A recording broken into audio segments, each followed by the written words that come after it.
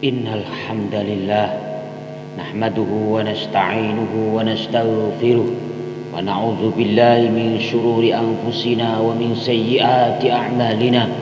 Man yahdihillahu fala mudilla lahu wa man yudlil fala hadiya lahu.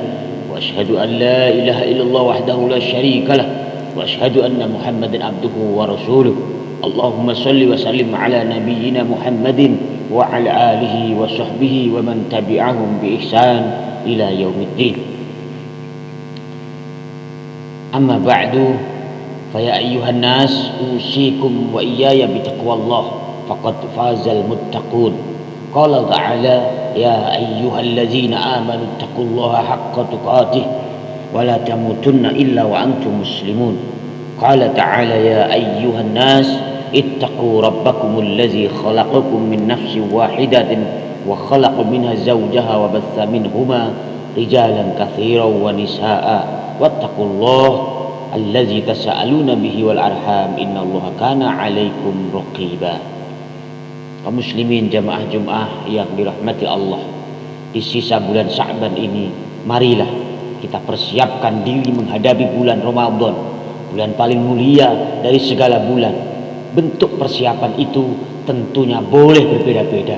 Bagi pedagang pakaian, segeralah mengumpulkan modal dagangannya untuk menyambut bulan Ramadan dan hari yang fitri. Bagi pengusaha, hendaklah segera mempersiapkan diri, mengatur jadwal kerja yang tidak merusak hikmat bulan Ramadan, tetapi juga tidak mengurangi kualitas produksi. Bagi para pengajar, guru dan dosen, juga para ustaz, bersiaplah dengan materi seputar tema Ramadan, mulai dari sisi fikih, hikmah, dan rahasia Ramadan. Kaum muslimin, saudaraku sekalian jemaah Jumat yang dirahmati Allah, namun bagi siapapun saja hendaknya menyiapkan diri memasuki Ramadan dengan bermuhasabah, mengintrospeksi diri, menghitung dan mengkalkulasi amal yang telah kita lakukan selama hidup kita ini. Jikalau kita merasa amal baik lebih mendominasi dalam kehidupan kita, maka janganlah besar hati, karena itu menunjukkan buruknya amal hati kita. Kaum muslimin jamaah Jumat yang dirahmati Allah, dan biasanya perasaan tersebut, yaitu merasa diri baik, akan menyeret manusia dalam kehinaan dan ketakaburan. Ingatlah sebuah makalah yang menyatakan bahwa orang baik adalah mereka yang merasa dirinya buruk, dan orang buruk adalah mereka yang mengaku dirinya baik. Namun jika hasil kalkulasi itu, saudaraku sekalian yang dirahmati Allah, menjadikan diri kita semakin merasa kurang baik, maka segeralah menambahkan berbagai amal kebaikan selagi umur masih dikandung badan. Semoga Allah yang Maha Kuasa memanjangkan umur kita hingga menikmati bulan Ramadan yang suci ini. Saudaraku sekalian yang dirahmati Allah, para orang tua kita menyebutkan bulan Sya'ban dengan nama bulan ruah yang sangat identik dengan kata arwah. Sebenarnya kata ruah atau arwah adalah sebagai penanda bahwa bulan Sya'ban adalah bulan paling tepat untuk mengingatkan manusia akan wacana akhirat, mulai dari sakaratul maut, kematian, alam kubur, dan alam akhirat. Sesungguhnya mengenang kematian, saudaraku sekalian, dengan datang ke kuburan atau mengirim doa arwahan adalah banyak faedahnya bagi kita yang masih ada umur di dunia.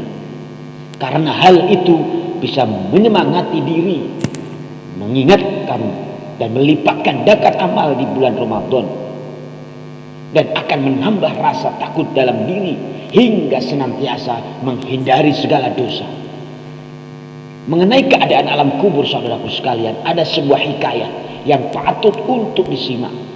Hikayat yang diceritakan melalui Abu Bakar Al-Ismaili, bahwasanya Sayyidina Utsman bin Affan tidak meneteskan air mata ketika digambarkan kepedihan neraka dengan segala siksaannya, beliau juga tidak menangis ketika dijabarkan mengenai kedahsyatan hari kiamat.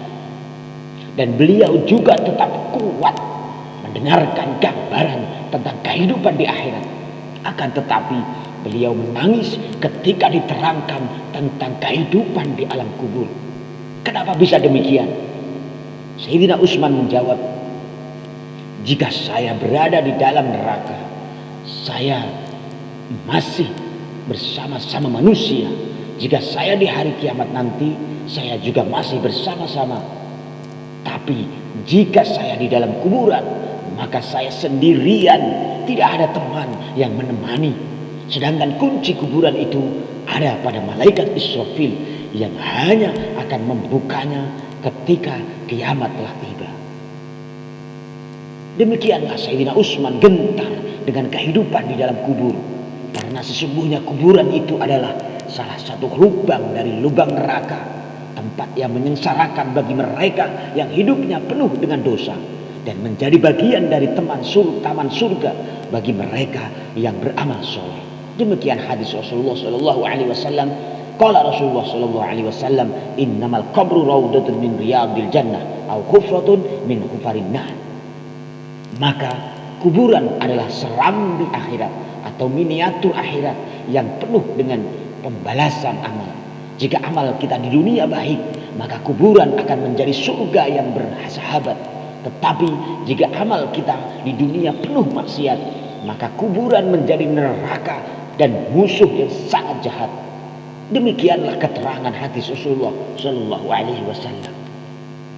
Saudaraku sekalian, diriwayatkan sebuah hadis yang artinya bersumber dari Abi Sa'id Al-Khudri radhiyallahu anhu bahwa Rasulullah Shallallahu Alaihi Wasallam pernah masuk ke musolanya.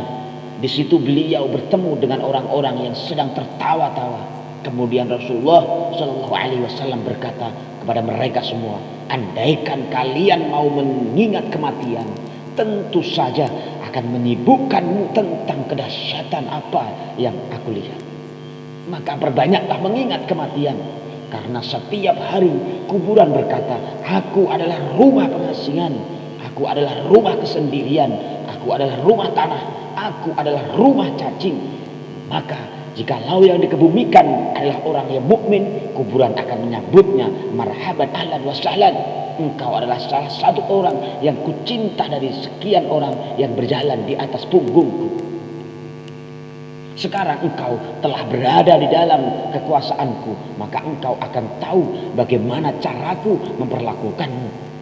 Kemudian kuburan akan memperluas rongganya untuk mayit seolah-olah panjang dan luas sepanjang penglihatannya, dan juga dibuka pintu surga baginya.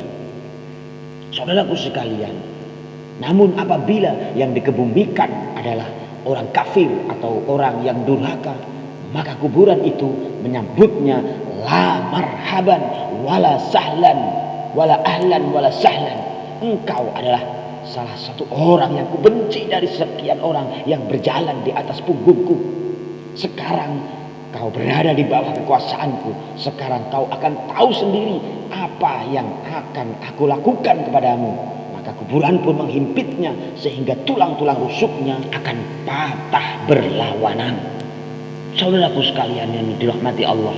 Kemudian periwayat mengatakan, lalu Rasulullah Shallallahu Alaihi Wasallam berisyarat dengan memasukkan jari-jari tangan ke dalam jari-jari tangan yang lain. Dan kemudian Rasulullah Shallallahu Alaihi Wasallam melanjutkan perkataannya. Kemudian Allah Subhanahu Wa Taala mengirimkan ke dalam kubur itu 70 naga, yang andaikan salah satu naga itu menghembus bumi, niscaya bumi tidak akan menumbuhkan tumbuhan selamanya.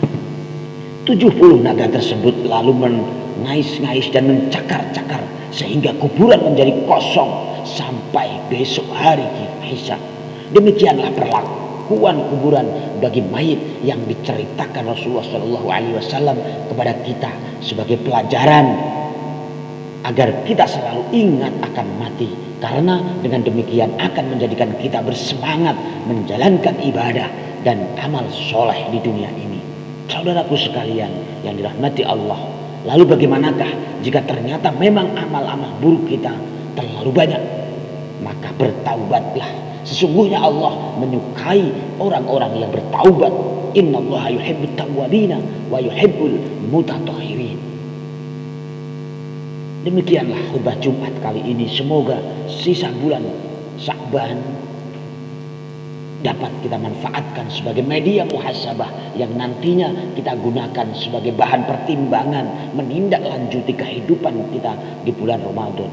Allahumma barik lana fi Rajab wa Sya'bana wa ballighna Ramadana wa a'inna 'alal qiyami wasyiyam. Barakallahu li wa lakum fil Qur'anil azim wa nafa'ani wa iyyakum bima fihi minal ayati wa dzikril hakim wa taqabbala minni wa minkum tilawatahu innahu huwas samiul alim.